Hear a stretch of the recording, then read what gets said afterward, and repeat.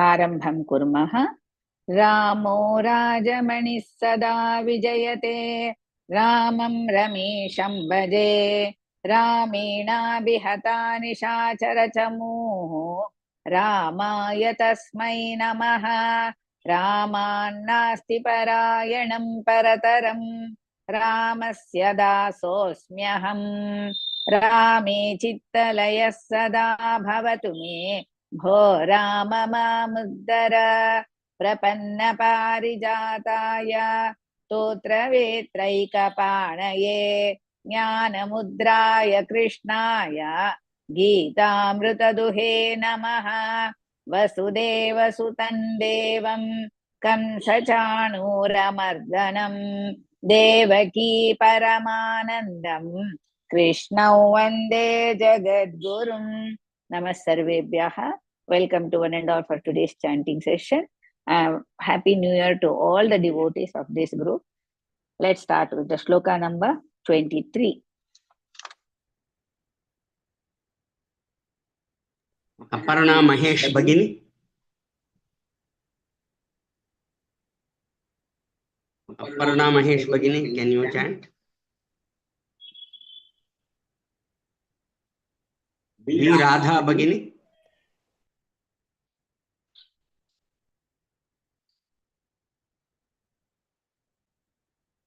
B. Radha Bagini. Bala Saraswati Bagini.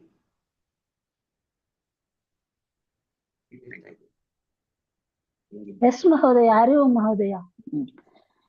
Yot first pada. Yotsyamanana veksheham. Ham only because end of the pada ham. Makara. Yotsya. Yo is dirgha. Ta is half. Then sya. Sa and ya together. Yot sya. Yotsya manana. Ma dirgha. Na dirgha. Na hrisva. Ve dirgha. Kshe. Ve ksheham. Kshe is dirgha. Ham. You have to say ham in the end of the pada. Coming to second pada. Ya ye tetra samagataha. Ya, don't give a gap. Ya ye tetra. Ya ye tetra together. You can put this one like a arrow so that you can say that it is together. Ya ye tetra samagataha.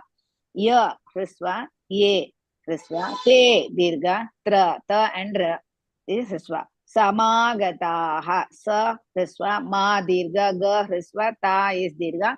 End of the pada or sentence. If you come across with 2 dots or visarga, you have to pronounce that. Coming to the second line, third pada. Dhartarashtrasya, not datra. Dhartarashtrasya durbuddhehe. Add 2 dots after durbuddhe. Add 2 dots or visarga after durbuddhe. Dhartarashtrasya durbuddhehe.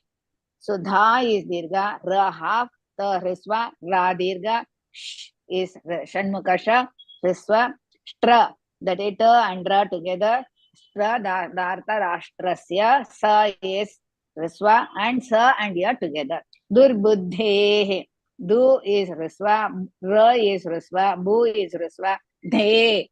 Dhe is mahaprana, hrisva, yuddhe. Coming to fourth pada. युद्धे प्रियचिकीर्षवः. युद्धे, you is hrisva, dhe mahaprana as well as dirgha, priyachikirshavaha. Priyachi, all 3 letters are hrisva. Kirshavaha. Ki and ra. Ki is dirgha, ra half, sha shanmukasha, va it is hrisva, but at the end after that there are 2 dots, that is visarga. You have to pronounce that. Let us start beginning. Yotsyamananaveksheham. Yotsyamananaveksheham. Yotsyamananaveksheham. Uttamam. Yayetetra samagataha. Yaetetra samagataha. Yaetetra samagataha. Gadaha no gataha. समागताः उत्तमम् धार्तराष्ट्रस्य दुर्बुद्धेः धार्तराष्ट्रस्य दुर्बुद्धेः दुर्बुद्धेः दुर्बुद्धेः दुर्बुद्धेः okay धार्तराष्ट्रस्य दुर्बुद्धेः धार्तराष्ट्रस्य दुर्बुद्धेः युद्धे प्रियचिकीर्षवः युद्धे प्रियचिकीर्षवः युद्धे प्रियचिकीर्षवः उत्तमं भगिनि श्रीदेवी मुरुगराज भगिनी यस गुरुजी योत्स्यमानानवेक्षेऽहम्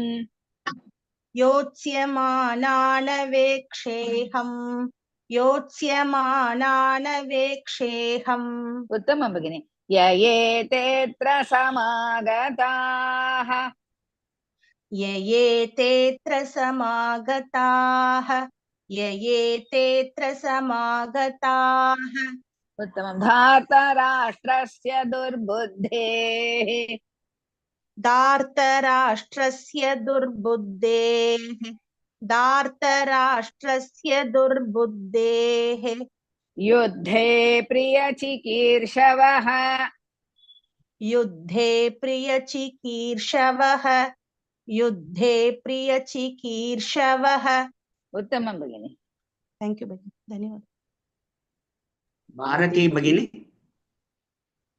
भारती भगिनी नमस्ते नमस्ते योत्स्यमानानवेक्षेऽहम् य एतेऽत्र समागताः योत्स्यमानानवेक्षेऽहं ययेतेऽत्र समागताः योत्स्यमानानवेक्षेऽहं ययेतेऽत्र समागताः उत्तमं भगिनि धार्तराष्ट्रस्य दुर्बुद्धेः युद्धे प्रियचिकीर्षवः धार्तराष्ट्रस्य दुर्बुद्धेः युद्धे प्रियचिकीर्षवः धार्तराष्ट्रस्य दुर्बुद्धेः युद्धे प्रियचिकीर्षवः उत्तमं भगिनि उत्तमम्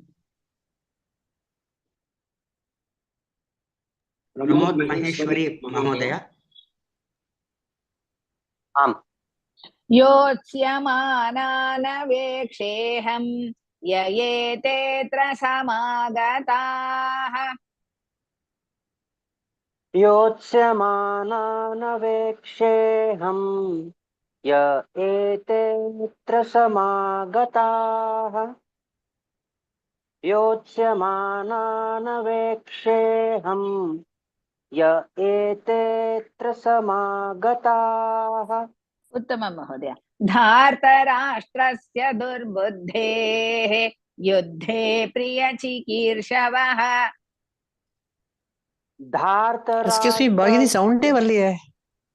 इट्स् कमिंग भगिनि धार्तराष्ट्रस्य दुर्बुद्धेः युद्धे प्रियचिकीर्षवः Excuse me, sound है वाला Bhagini. धार्तराष्ट्रस्य दुर्बुद्धेः युद्धे प्रियचिकीर्षवः धार्तराष्ट्रस्य दुर्बुद्धेः युद्धे प्रियचिकीर्षवः उत्तमं महोदय भगिनी maybe from your end it is coming the rest are all hearing my voice भगिनी in between don't talk huh Bhavani सूर्या भगिनी sorry to say this huh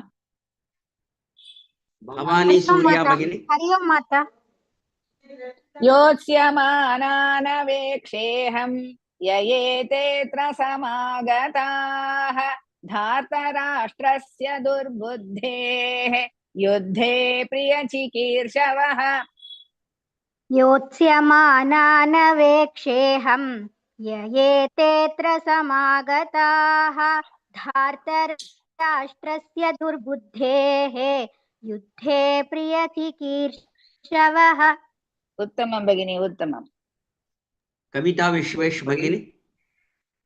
आं महोदय Full shloka Bhagini.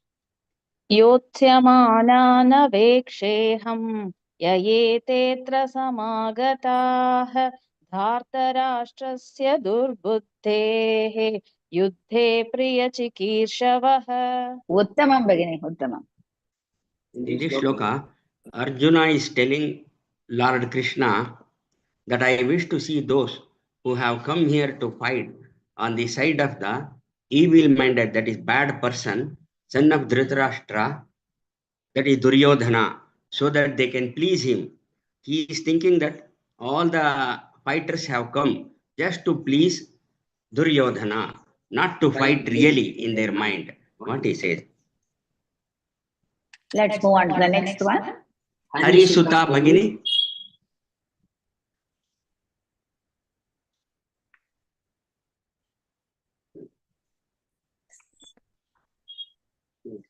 Sanjaya Uvacha.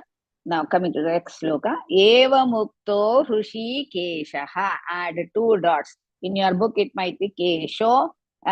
Just strike the O and put the 2 dots. So first pada. Eva Mukto Hrishikeshaha. Eva Mukto. Mukto. To is dirgha. The rest are all hrisva. Eva Mukha. Afka. Hrishikeshaha. Hrishi Shanmukasha. Hrishikeshaha. She Hru is hrisva. She dirgha. Ke dirgha. Sha. Ha. 2 dots are there. Sha hrisva. Coming to second pada. Gudakeshena Bharata. Guda. Da is dirgha. Gu is hrisva. Ke dirgha. She dirgha. Na hrisva. Bharata. Bha is Mahaprana as well as dirgha. Rata, both are hrisva, but don't say Bharata. Don't drag it. Tha is hrisva. Senayor, half. Senayor. Se is dirgha, na hrisva. Yo dirgha, ra is half. Senayor. U is there. Ru is there. No, so they have made it as Ubhayor Madhye. Ubha means both the sides. Ubhayor Madhye. Ubhayor, again I repeat. Ubhayor Madhye. U is hrisva, bha dirgha, yo dirgha, ra half, ma is dirgha, sorry, hrisva, dhye dirgha as well as mahaprana. Ubhayor madhye sthapayitva rathottamam. Fourth pada. Sthapayitva. Sa and tha together. So stha is mahaprana and dirgha. Pa the hrisva, yi hrisva, tva. Ta is half, va dirgha. Sthapayitva Rathottamam. Ratho, ra is hrisva, tho dirgha, mahaprana, tha slightly stress it. There are 2 thas. Ma is hrisva, another ma is half, that is halant ma. Let us start again. Sanjaya Uvacha.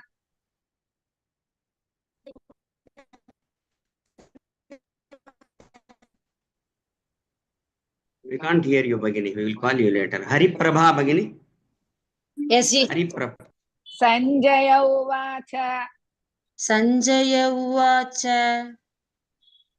Sanjaya Uvacha. Eva Mukto Hrishikeshaha.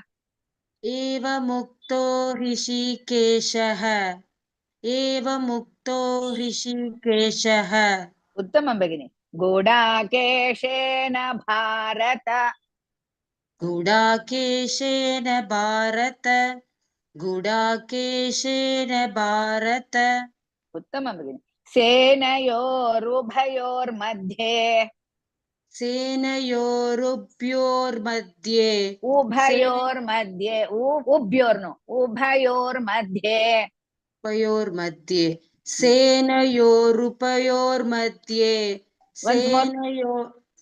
Senayorubhyor madhye. Ubhyor no. Ubha. Bha should be pronounced. Ubhayor madhye.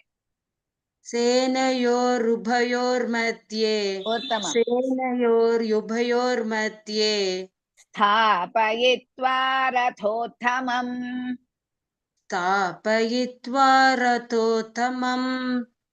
Sthapayitva rathottamam. Uttamam Bhagini. ಧನ್ಯವಾದ.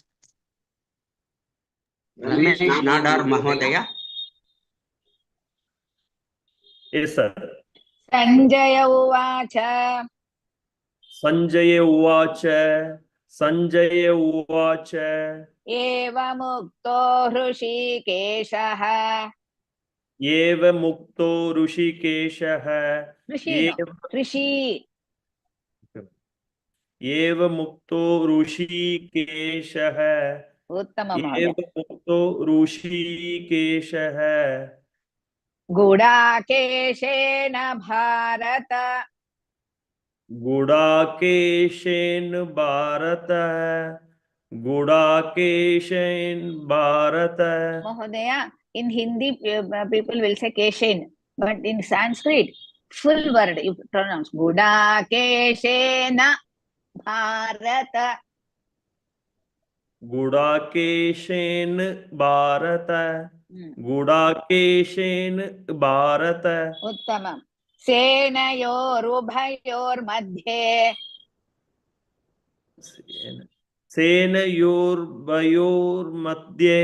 Senayor, सेनयोर. 2 times. सेनयोर. Ubhayor, उभयोर 2 मध्ये. times. Okay, 2 times you repeat what I say. Ubhayor, उभयोर. उभयोर. Senayor, Ubhayor, सेनयोर उभयोर. 2 times. सेनयोर उभयोर. Madhye. सेनयोर उभयोर मध्ये. सेनयोर उभयोर मध्ये. सेनयोर उभयोर मध्ये. Uttamam. Sthapayitva rathottamam. स्थापित. Ma'am, I will wait. I will help you. But whatever I say, you will repeat 2 times. That's all. Sthapayitva. स्थापयित्वा. Wait. स्थापयित्वा. Stapa. स्थापयित्वा. स्थापयित्वा. No, you don't go ahead. I will combine later. I will make you repeat 6 times. Itva. Itva. Stapayitva. Stapayitva. Uttamam. Ratho. Rato. Tamam. Tamam. Rathottamam. Ratottamam. Stapayitva rathottamam. Stapayitva ratottamam. Stapayitva. Listen. Stapayitva rathottamam. Stapayitva ratottamam. Rathottamam. 2 mums. 2 mas are there. Stapayitva rathottamam. Stapayitva ratottamam. Stapayitva ratottamam. Uttama Mahodaya. Nitya Bhagini. Nitya Bhagini.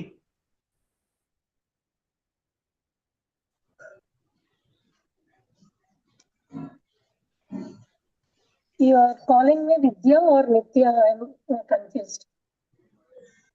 Nitya, N-I-T-Y-A. She has come. Okay, yeah, I have come. Sanjaya Uvacha. Eva Mukto Hrishikeshah. Gudakeshena Bharata.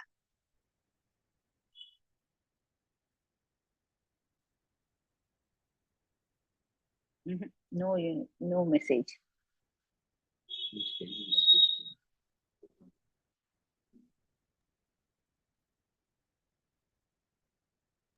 Preeti Anand Bhagini. Yes, ma'am.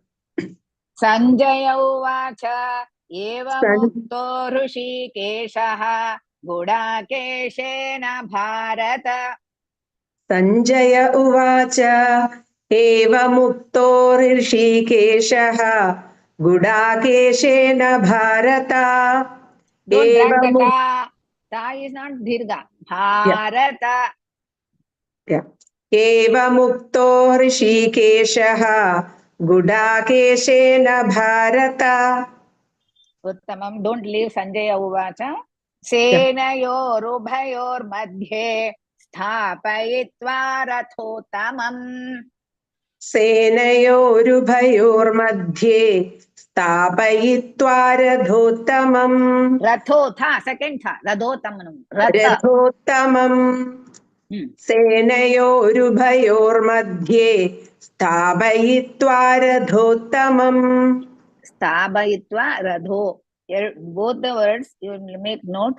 Stha pa is first pa and ratho second tha. Please note that. Uttamam. Yes.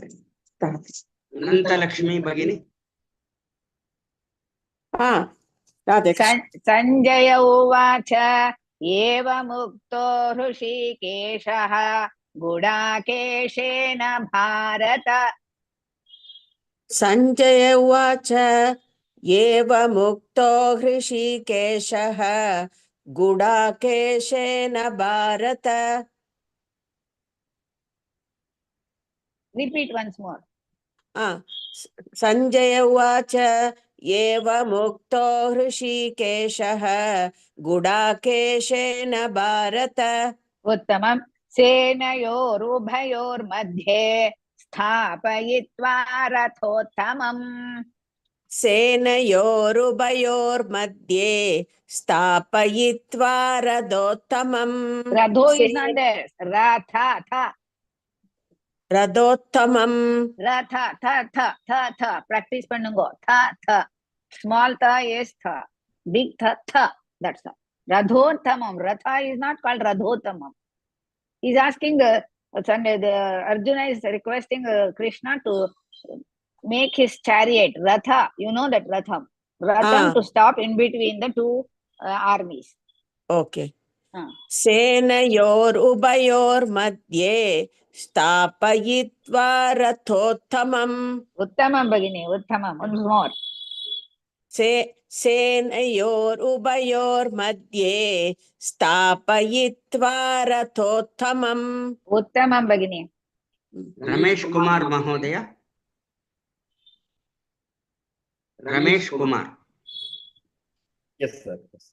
Sanjay uvacha evamukto ऋषिकेशः गुडाकेशेन भारत सेनयोरुभयोर्मध्ये स्थापयित्वा रथोत्तमम्.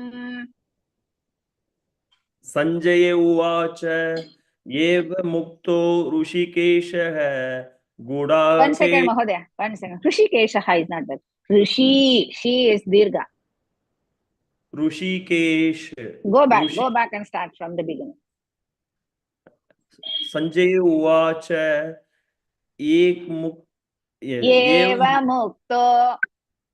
एवमुक्तो ऋषिकेश एवमुक्तो ऋषिकेशः गुडाकेशेन भारत. एवमुक्तो ऋषिकेशः गुडाकेशेन Bharata. एवमुक्तो You have to recite full shloka, Mahodaya. Now listen. Ke na. Now you have to pronounce completely. In Sanskrit, no half. We will say half is alanta. Na. That line will be there in the second line. Fourth pada you can say ma. Two mas are there. Second ma is they have put a line. So that is half ma. Here you have to pronounce each akshara full. Eva mukto ऋषिकेशः गुडाकेशेन भारत सेनयोरुभयोर्मध्ये स्थापयित्वा रथोत्तमम्.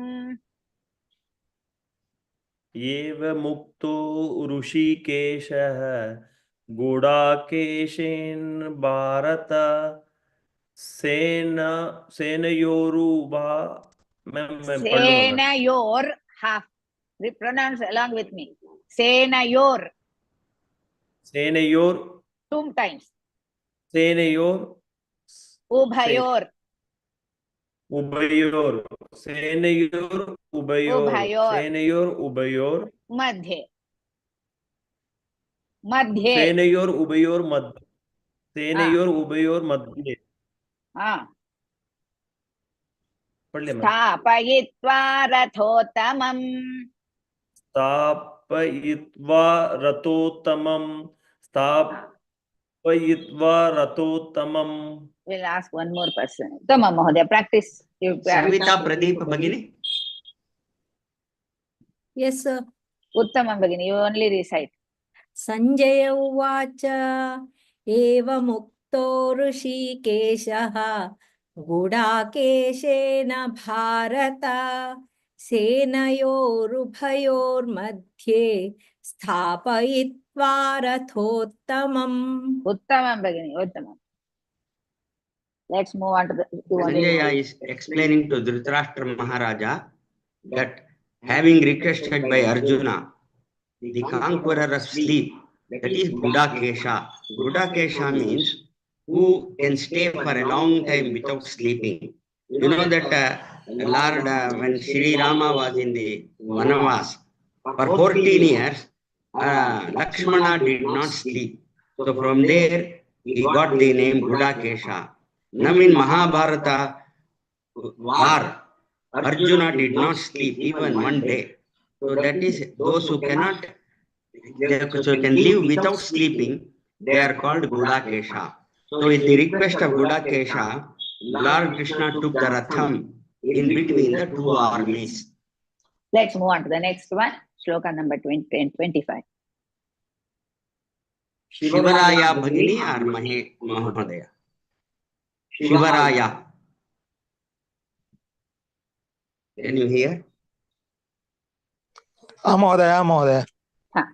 Mahodaya, kindly mute yourself until I explain. Then after that, you can unmute and chant along with me. Bhishma Drona Pramukhataha. Don't split anywhere. It's one word. I'm going to split and teach everyone. Bhishma Drona. Don't say Bhishma Drona Pramukhataha. It should be together. Bhishma Drona Pramukhataha. So in between Bhishma Drona and Pramukhataha, one small dvitvam of pa should be added. That means immediately after Drona, that pa should be taken. Bhishma Drona Pramukhataha. Bhishma Drona Pramukhataha. Bhi is Mahaprana. Sha, Shadmukha, Sha, half. Ma, Hrisva, Dro, that is Dirgha, Dro. And Na, it is Hrisva. Pra, Hrisva. Mu, Hrisva. Then Kha, it is Mahaprana. Hrisva. Tha, it is Hrisva. And end of the Pada, the Visarga is there, or two dots, you have to pronounce. Bhishma, Bhi is Mahaprana and Dirgha. Bhishma Drona Pramukhataha. Coming to Sarve, the second pada, Sarvesham cha Mahikshitam. Now Makara has come in Sarvesham. To remove that, we will see the next letter. Next letter comes in Cha.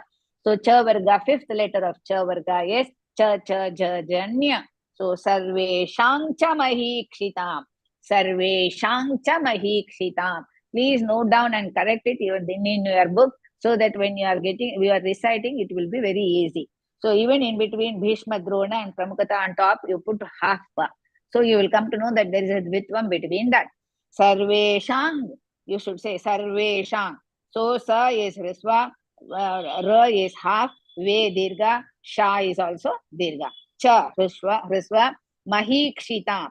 Ma Hrisva, Hi Dirgha, Kshi Hrisva, Ta Dirgha, and Ma is half. That is Halantama. Coming to the second line, third pada. Uvacha Partha Pashyaitan. Uvacha Partha Pashyaitan. Uvacha. U is Hrisva. Va Dirgha. Cha Hrisva. Partha. Don't say Partha. Patra. Partha. Partha is nothing but Arjuna. Partha. Pa is Dirgha. Ra is half. Tha Mahaprana and Hrisva. Pashyaitan. Pash. Pa is Hrisva. Sha half. Yai is Hrisva. Yai. It is combined. Pashyai Samyuktakshara. Tan. Ta is Dirgha. Na half. Halantana. Samavetan Kuruniti. Kuruniti. Most of them they will say Kuruniti, because when we are asking you to recite the entire one, automatically it goes. So try now itself. Samavetan Kuruniti. Samavetan. Sama. Both the words are Hrisva. Ve dirgha, ta dirgha, na half halant na. Then kuru niti, ku is raswa, ru dirgha, ni raswa ti. Niti is not there. Niti, that's all. Let us start. Bhishma Drona Pramukhatah. Bhishma Drona Pramukhatah. You are not going to Bhishma Drona. Just now I told. Bhishma Drona Pramukhatah. Together. Bhishma Drona Pramukhatah. Uttama Mahodaya. Once more. Bhishma Drona Pramukhatah. Sarvesham cha mahikshitam. Sarvesham cha mahikshitam. Once more. Sarvesham cha mahikshitam. Uttamam. Uvacha partha pashyaitan. Uvacha partha pashyaitan. Uvacha partha pashyaitan. Samavetan kuru niti. Samavetan kuruniti. Samavetan kuruniti. Uttamam Mahodaya. Slowly, if you chant, you will recite very well.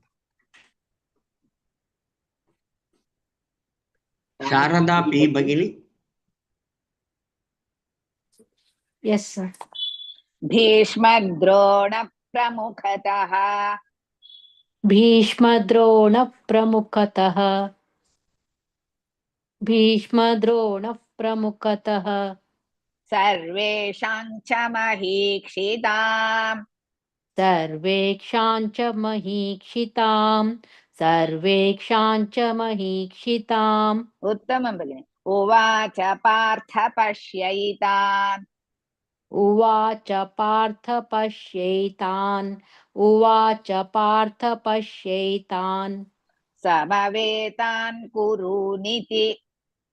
Samavetan kuru niti. Samavetan kuru niti. Uttamam Bhagini. Thank you. Vijayalakshmi Murali Krishna Bagini. Vijayalakshmi Murali Krishna. Yes. Bhishma Drona Pramukhatah. Sarvesham cha mahikshitam. No internet. Bhishma Drona Pramukhatah. Bhagini, I am unable to Bhishma hear. Drona Pramukhatah. Bhishma Drona No. Pramukhatah. I am reciting, asking you to recite the full line, Bhagini. Okay, sir. Bhishma Drona Pramukhatah. Bhishma Drona Pramukhatah. Immediately, part to be taken.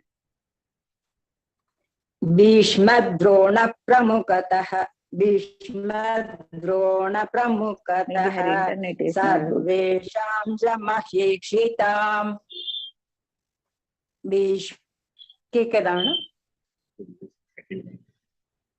Her internet is not good.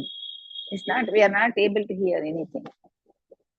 Daily koncham Kiran Bhel Mahodaya. Kiran Bhel. Kumuda Bagini. Kumuda Bagini.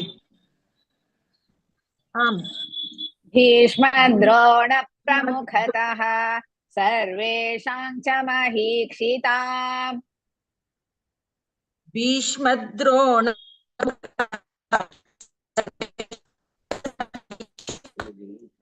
No, we are not unable to hear. You sit another place, Bhagini. Hold your mobile or whatever the instrument and sit in another place. Oh, okay. Sit. I will wait for you. Prema Natarajan Bagini. Prema Natarajan Bagini.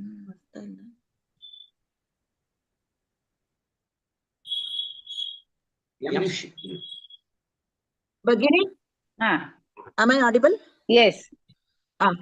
Bhishma Drona Pramukhatah.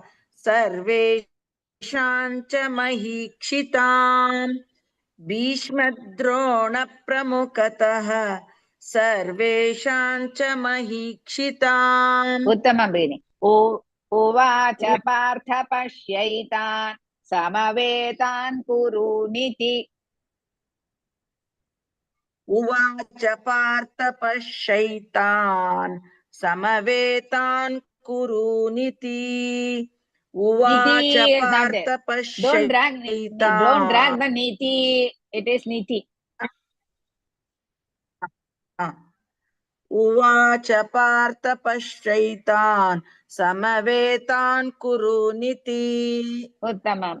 उवाच पार्थ पश्यैतान् समवेतान् कुरूनिति No, niti is wrong. Niti, that's all. N Padma Bhagini. Namaste. N Padma Bhagini. Namaste. भीष्मद्रोण प्रमुखतः सर्वेषां च महीक्षिताम् उवाच पार्थ पश्यैतान् समवेतान् कुरूनिति। भीष्मद्रोणप्रमुखतः सर्वेषां च महीक्षिताम् उवाच पार्थ पश्यैतान् समवेतान् कुरूनिति। उत्तमं भगिनि। धन्यवादः। Archana Surampalli Bhagini. Archana Bhagini.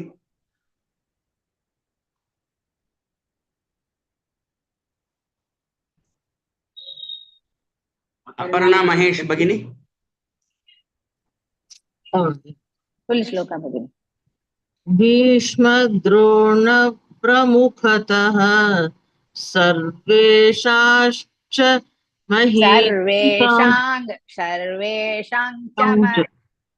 सर्वेषां च महीक्षिताम् उवाच पार्थ पश्यैतान्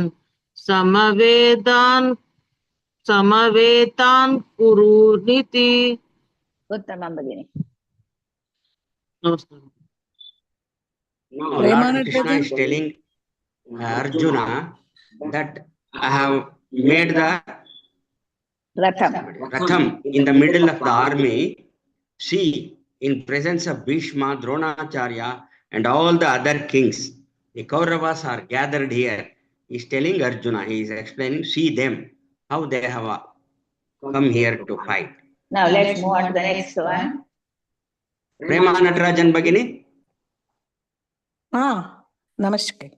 Tatra pashyat, first pada, tatra pasyat sthitan parthaha. Tatra pasyat sthitan parthaha. Tatra, ta is Risva, first ta. There are two tas. Tat, tat. So ta is Risva, another ta is half. Tra, ra is there. So that is Dirgha. Pasyat. Tatra pasyat, pasyat. Pashya, both the words are Risva. Ta, half. Sthitan. Sthi is Mahaprana. And Risva. Ta is Dirgha. Na is half. Parthaha. Pa is Dirgha.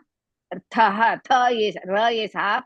And Tha, the second Tha. And Visarga is there. We have to pronounce Parthaha.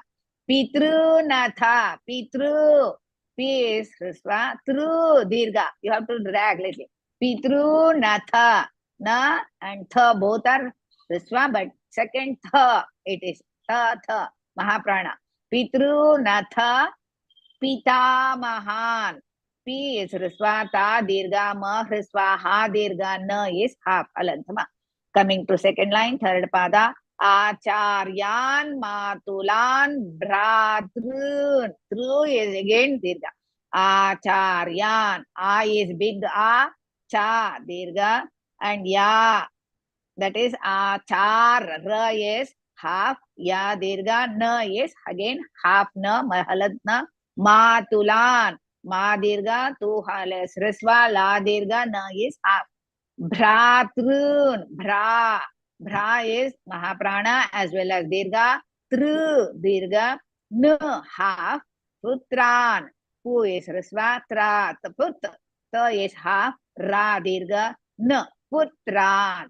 Pautran. pau. Pau is also Hrisva. Tran. Again, Dirgha. Na. Half. Sakhim. Sakhim. Second, tha, ki. So it is Mahaprana. Sakhim. Sakhim is Dirgha again. Statha. Sakhims. First you should pronounce sa, half sa, and tatha. Sakhims tatha. Again I repeat, Sakhims tatha. But when you are saying Sakhims tatha, it will come. Let us start. Did you call? Tatra pashyat sthitan parthaha. Tatra pashyat sthitan Pashyat. Shankarasya. Pashyat. Begini pash. Okay. Pashyat. Tatra pashyat sthitan parthaha. Tatran pashyat sthitan. Tatran illaye. Tatra pashyat. Tatra pashyat. Uttamam. Sthitan parthaha. Pitrunada. Wait. Oh, you sorry. recite once more. Once more you recite. Tatra pashyasthitan parthaha. Uttamam. Pitrunatha pitamahan. Pitrunada pitamahan. Pitrunada is not there. Pitrunatha, second tha. Pitrunatha pitamahan. Pitrunata pitamahan. Pitrunata pitamahan. Uttamam. Acharyan matulan bhratrun. Acharyan matulan pratrun. Acharyan matulan pratrun. Uttamam. Putran pautran sakhims tatha. Putran pautran sakins tata. Putran pautran sakins tata. Uttamam bagini. Uttamam. Shankar Raman Madhur Mahodaya. Namaskaram Bani. Tatra pashyat sthitan parthaha. Tatra pashyat sthitan parthaha. Tatra pashyat sthitan parthaha. Uttama Mahodaya. Pitrunatha pitamahan. Pitrunada pitamahan. Pitrunada pitamahan. Uttamam. Acharyan matulan bhratrun. Acharyan madhulan pradhan. Bhratrun. Bhratrun. Pratrun. Acharyan madhulan pratrun. Uttamam. Putran pautran sakhims tatha. Putran pautran sakhims tadha. Tada no. Tatha. Tha. Second tha. Tha. Putran pautran sakhims tadha. Tadha no. Practice pannugo Mahodaya. Sari. Divya, yes, Bhagini. Divya, Bhagini. Namaste, Mata. Tatra pashyat sthitan parthaha. Pitrunatha pitamahan. Tatra pashyat sthitan parthaha. Pitrunat pitamahan. Pitru. Ru is dirgha. Pitrunat pitamahan. Pitrunatha. Natha also should be heard. Pitrunatha pitamahan. Uttamam. Once more. Tatra pashyat sthitan parthaha. Pitrunatha pitamahan. Uttamam. Acharyan matulan bhratrun. Putran pautran sakhims tatha. Acharyan matulan bhratrun. Putran pautran sakhims tatha. Acharyan matulan bhratrun. पुत्रान् पौत्रान् सखींस्तथा. Uttama Bhagini. I will stop it here only and we will continue tomorrow the same thing. I will repeat whatever slokas we have covered so that you can practice watching it in the YouTube. Yotsyamanavekseham yayetetra samagataha dhartarashtrasya durbuddhehe yuddhe priyachikirshavaha. Sanjaya uvacha evamukto hrushikeshaha gudakeshena bharata senayorubhayormadhye स्थापयित्वा रथोत्तमम् भीष्मद्रोणप्रमुखतः सर्वेषां च महीक्षिताम् उवाच पार्थ पश्यैतान् समवेतान् कुरूनिति तत्रापश्यत् स्थितान् पार्थः पितॄनथ पितामहान् आचार्यान् मातुलान् भ्रातॄन् पुत्रान् पौत्रान् सखींस्तथा. समापयामः. ॐ पूर्णमदः पूर्णमिदं पूर्णात् पूर्णमुदच्यते पूर्णस्य पूर्णमादाय पूर्णमेवावशिष्यते. ॐ शान्ति शान्ति शान्तिः. धन्यवादः सर्वेभ्यः. पुनर्मिलामः.